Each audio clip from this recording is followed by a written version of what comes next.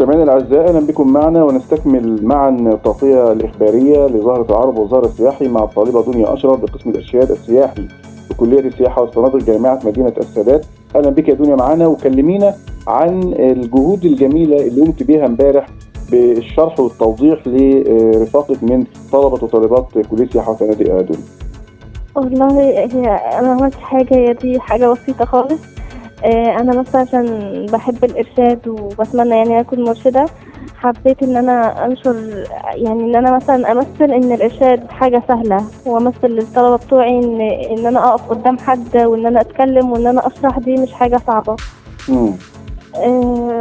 بس فهي كلمة مرشد في الأول طبعا ليها متطلبات وليها وقفة معينة وليها إن أنا إزاي أوصل معلومة بطريقة كويسة واللي قدامي ما يملش. فأنا حبيت يعني مساعدة دكتور محمد إن أنا أبين إن الموضوع ده سهل، واللي هو عايز حاجة بيعملها بالتمارين، واللي عايز يوصل حاجة بيعرف يوصل لها.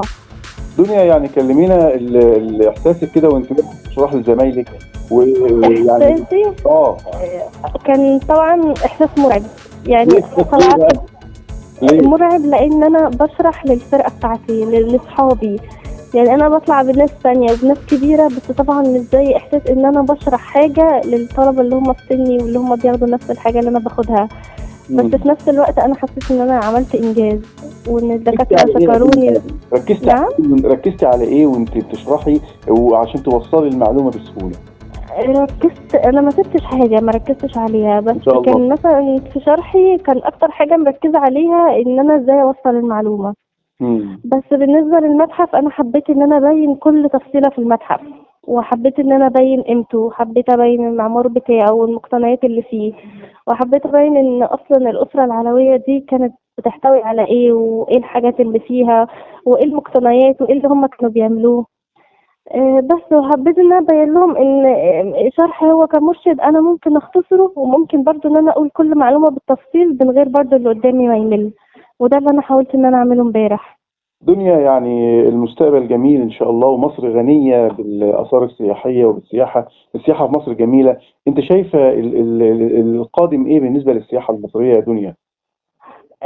هي بص حضرتك، هي السياحه شغاله، بس احنا اللي محتاجين احنا اللي نشغلها. احنا اللي محتاجين احنا اللي نتعب واحنا اللي ندور، بسبب ان نص يعني الجيل بتاعنا هو اصلا اللي هو ما عندوش شغف، او كل تفكيره في حاجات شوية تافهة. بس كل النجاح بيرجع من عندنا. اللي مسكوا مصر سواء في الأسرة العلوية أو أي حاجة أو في المماليك أو كده ما كانوش أحسن مننا، بالعكس دول مسكوا بلدنا وتربوا في بلدنا وتعلموا في بلدنا، فهم مش أحسن. كل حاجة بترجع للإنسان، هو اللي قادر يحقق، بس الفكرة إن هو يكون عايز، الفكرة إن هو ينعزل عن أي حاجة ويركز إن هو عايز ينهض. يعني أنا مش مبسوطة إن مصر كل الناس تقول علينا فقيرة وإن إحنا علينا ديون وإن إحنا علينا وعلينا. إحنا اللي عملنا ده بسبب إن الشباب مش قادر إن هو يعمل، مش عايز. أنا بأبسط الإمكانيات من غير نت ومن غير حاجة ومن غير ما أستخدم أي حاجة، أنا عرفت إن أنا أنهض بنفسي، عرفت إن أنا أوصل، مجرد إن أنا بس طلبت ان انا اتدرب شويه زياده. وبصراحه بتوع المتحف ما استجابوا جدا وكانوا كويسين جدا معايا، ووصلوني ان انا كده من غير تكاليف ومن غير اي حاجه.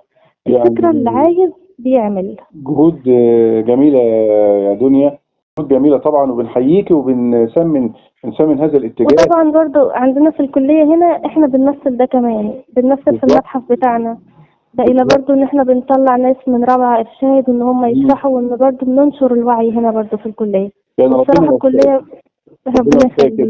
دنيا اشرف، طالبه القسم الارشاد السياحي كليه السياحه والفنادق جامعه السادات. كل التحيه ليك يا رب ان شاء الله، ونشوفك كده اجمل مرشده سياحيه في المستقبل ان شاء الله. شكرا جدا لحضرتك، وانا والله ليا الشرف ان انا اتكلم مع حضرتك. شكرا.